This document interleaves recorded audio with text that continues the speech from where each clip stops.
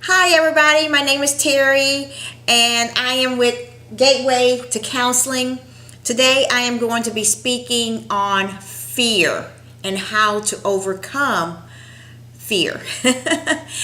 You might initially think, I'm not scared of nothing. That's me. I'm not scared of much of anything. But in my 25 years as a licensed professional counselor, I've seen a lot of different types of fears. Fear can show up as a general fear of spiders, of dogs, cats, whatever. I know someone who's scared of monkeys. So you have some general fears that might not really show up in everyday life. And then you have more serious fears. We have anxiety. We have phobias. I said to you that I typically am not a fearful person. But I have one big fear, and that's of cats. Believe it or not. Started when I was just a little girl. I was chased by a cat. Yeah, you might not believe that, but I promise you I was chased by a cat. And then I started overcoming that. And then after all these years, I went to Greece, and cats were everywhere. Oh my God, they were everywhere. And my fears kind of resurfaced. And I'm telling you that funny story because fears tend to be based in our early upbringing.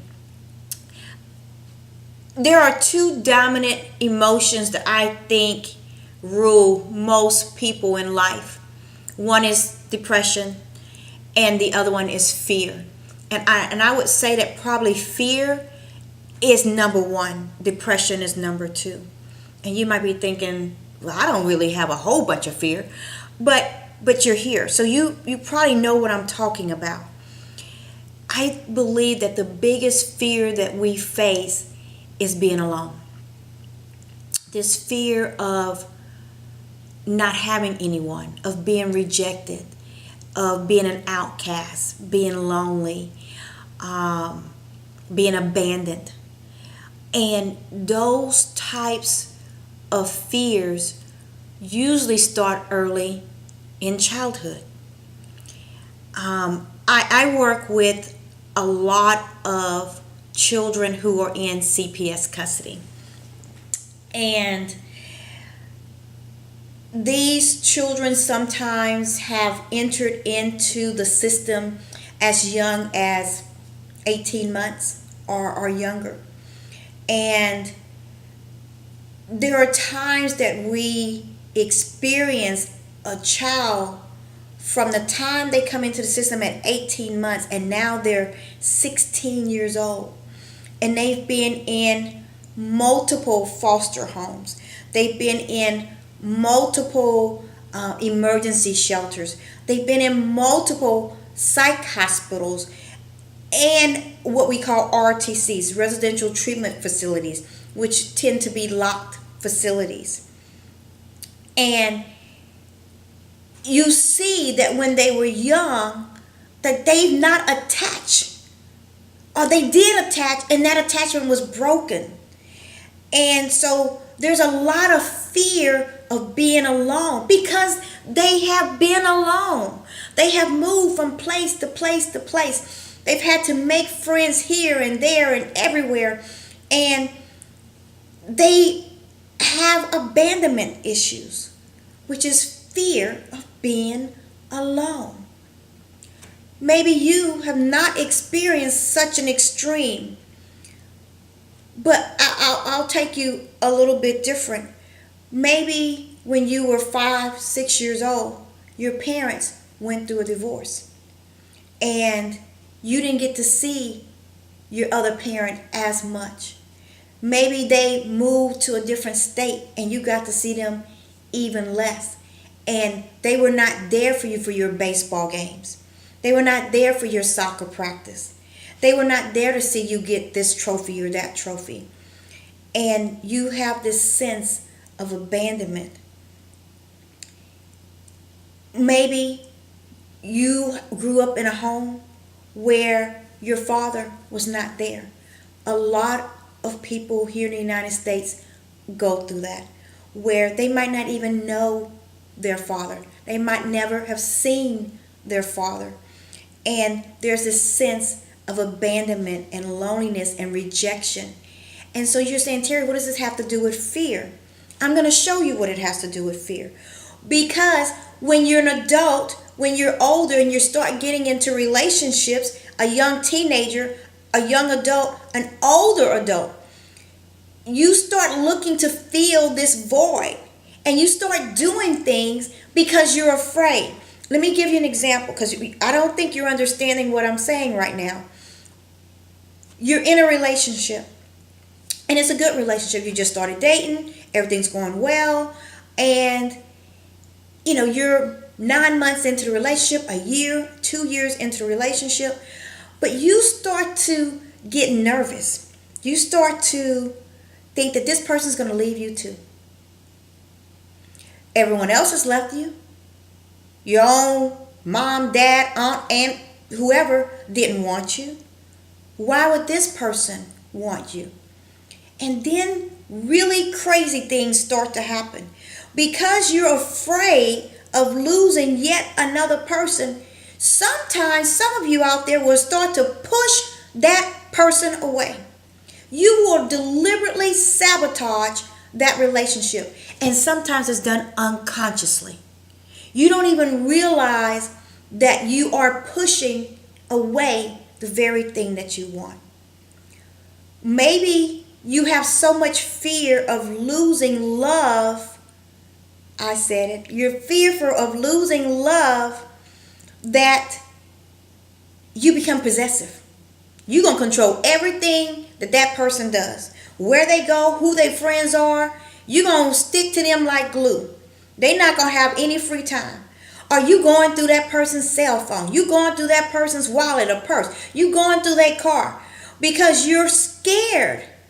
You're fearful of losing love. Because of what you experienced probably in childhood. So these fears, I'm not just talking about the fear of cats. I'm not just talking about fear of spiders. I'm talking about that deep down core fear that we all tend to experience at some point or time in our lives that dominates our behaviors.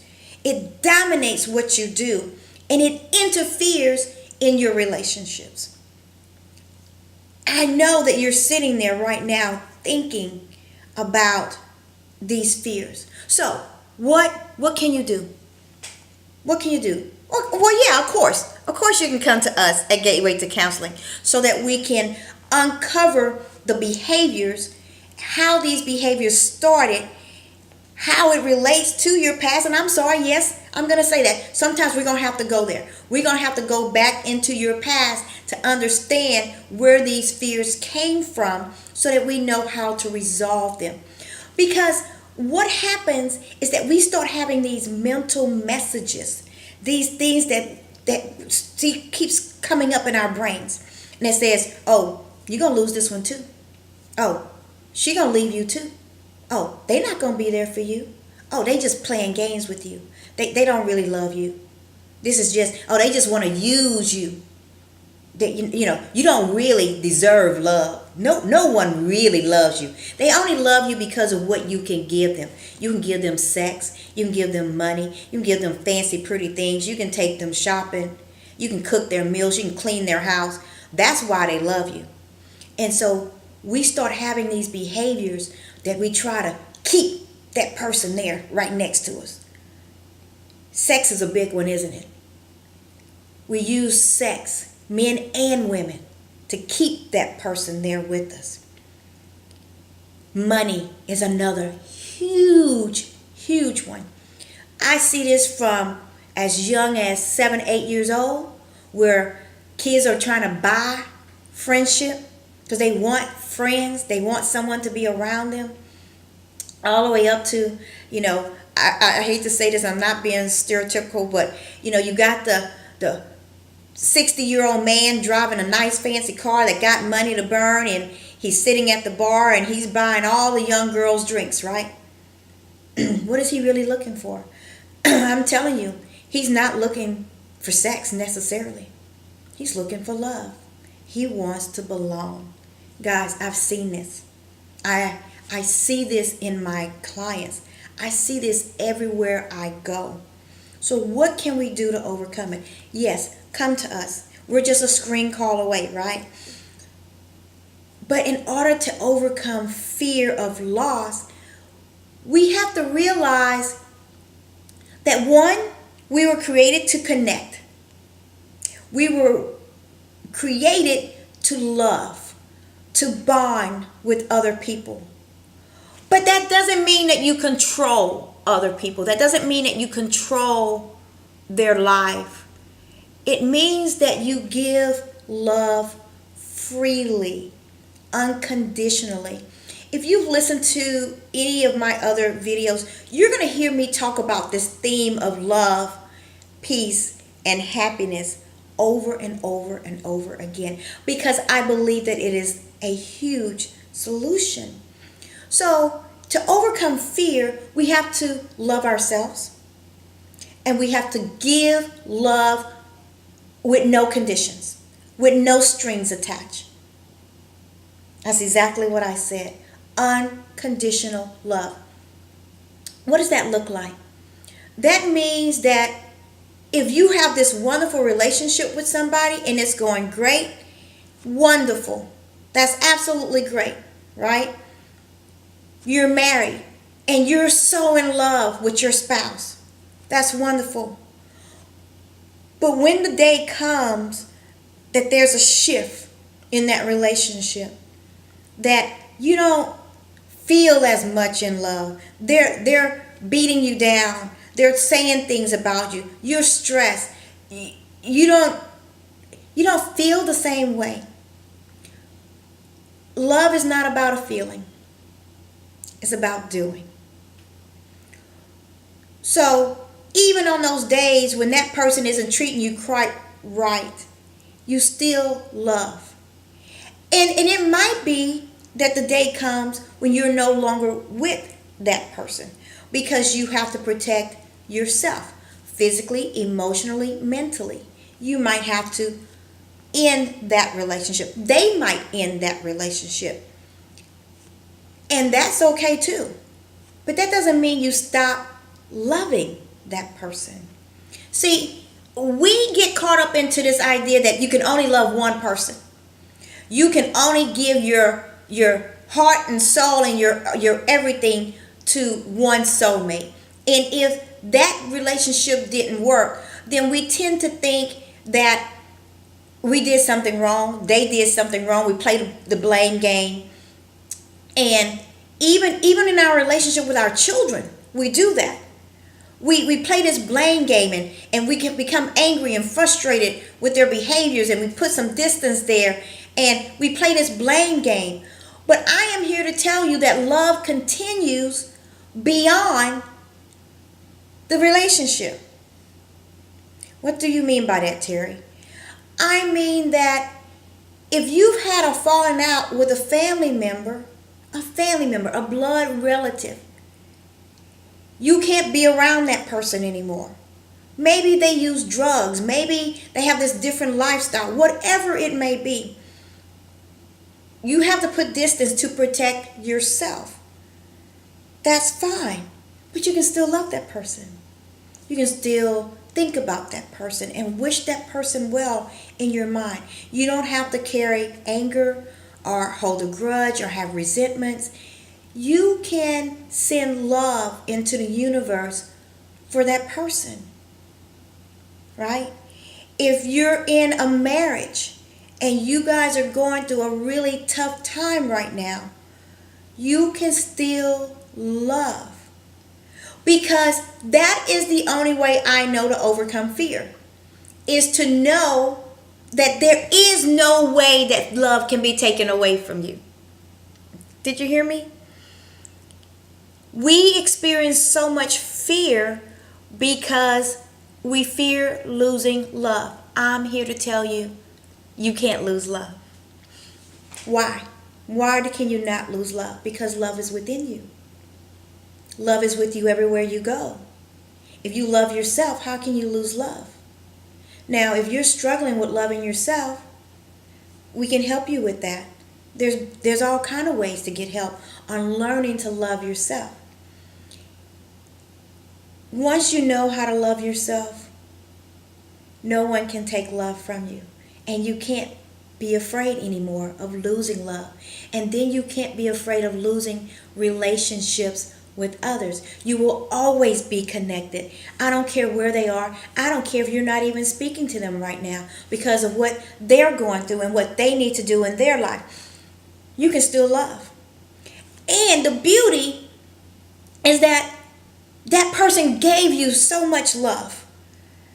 They've given you so much love when you guys were in a relationship, when things were great. They taught you about love. Everyone we encounter teaches us something about love. And so I like to focus on the beauty of that. I don't like to focus on the termination of a relationship. I like to focus on the beauty that came from that relationship and how it added to my beauty and how it made me a more loving person, right? Everyone that I come in contact with fills me more and more and more with love. So we overcome fear, guys, by being more loving to ourselves and to others, by giving without expectations, giving unconditionally, being a source of happiness for other people will help you to overcome fears. Forgiving people for what they have done to you knowingly and unknowingly.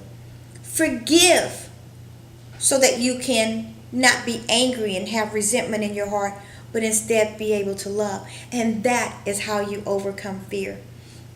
My name is Terry. I'm with Gateway to Counseling.